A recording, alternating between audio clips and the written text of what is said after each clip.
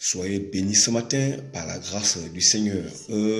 Recevons ces paroles du livre de Michée, chapitre 7, verset 7.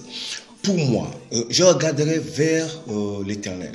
Je mettrai mon espérance dans le Dieu de mon salut. Mon Dieu m'exaucera. Ce sont des paroles dignes d'être reçues ce matin. Soyez richement bénis et remplis. Sachez-le bien, lorsque nous tournons nos regards vers lui, il est juste et il est bon. Il nous exauce toujours. Nous sommes ses enfants, nous sommes ses fils, nous sommes ses élus. Soyez richement bénis ce matin au nom de Jésus. Amen. Alors nous continuons notre série d'études sur l'amour. On est toujours en grec. Nous avons vu Philadelphia, Philadelphos.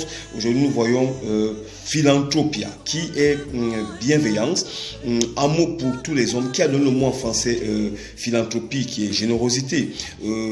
Comme référence, on peut lire dans le livre des Actes des Apôtres, chapitre 28, verset 2. Lisons chapitre 3, verset 4. Mais lorsque la bonté de Dieu, notre Sauveur, et son amour, philanthropia, pour tous les hommes ont été manifestés. Vous pourrez lire la suite chez vous.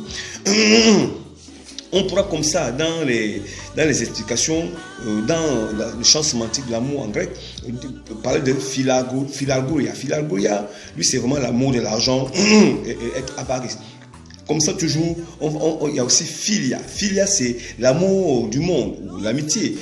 Jacques chapitre 4, verset 4, vous le lirez aussi chez vous. Nous tombons sur agapao. Agapao est généralement traduit par aimer, amour, préféré. Il peut y avoir deux sens d'explication.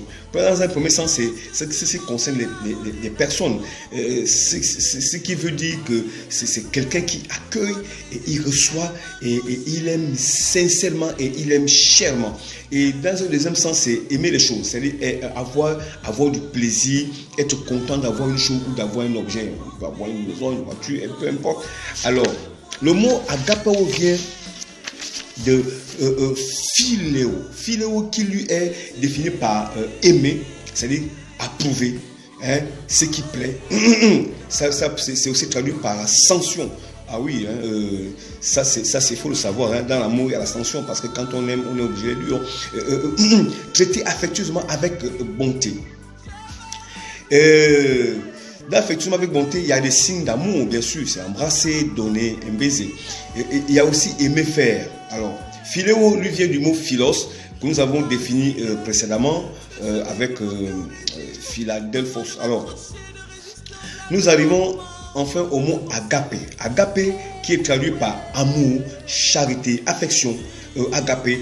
Donc, la définition, dans un premier temps, dans un premier sens, donne l'amour fraternel, l'affection, bonne volonté, bienveillance. Et dans un deuxième sens, c'est le fait d'amitié. Agapé vient de agapao, qu'on vient de définir tout à l'heure, et que des explications nous ont été bel et bien données. Alors, nous avons comme ça, comme référence, Matthieu 24, verset 12, Luc 11, verset 42, Jean 15, verset 9, Jean 15, verset 13, Romains 5, verset 5. Et il y a plusieurs, il y a aussi des mots qui sont importants, mais que nous ne voulons pas, parce que pour ne pas tirer loin large.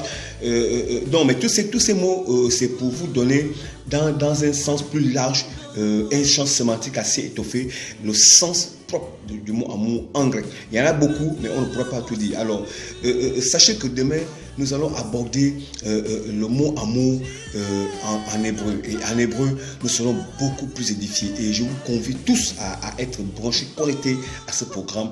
Que Dieu vous bénisse au nom de Jésus-Christ. Amen.